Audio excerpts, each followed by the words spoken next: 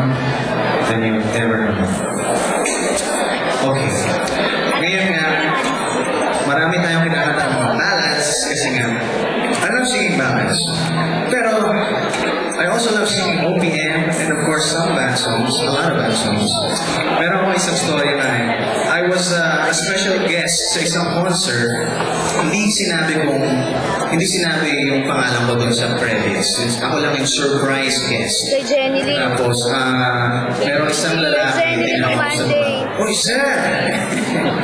I'm sure, dahil lang sa'yo, puno yung concert na yan, kahit guest ka. Ay, hindi po posible yun kasi Andun yung Gail. wala po yung pangalan ko sa guest list. Hindi ba ikaw si Gail? Ako. Ito. Di po. Christian Bautista po. Okay. Yes, ni Jenny Lee yung On another occasion, nasa motorcade naman kami. Pag pumunta kasi sa province, and you have shows, meron mga motorcades, right? Tapos nag-wave ka, wave. Hi. Meron ka maririnig. Dati, I did a show called Kampanerang Kuba, so I was called by the name Lorenzo. Wow, you watch. Nice. Tapos tinatawag ako, Lorenzo! Christian! One. Lorenzo! Christian! Lorenzo! Mark! Hello! Lorenzo! Christian! Eric! Hi! Lorenzo! Christian! Sam! Maraming fans sa Melvin dito. Mas wapo daw si Sam, sabi niya. Guard! Thank you for coming. Hey, Sam has a show here. You should watch. Yeah. Okay, hindi na ako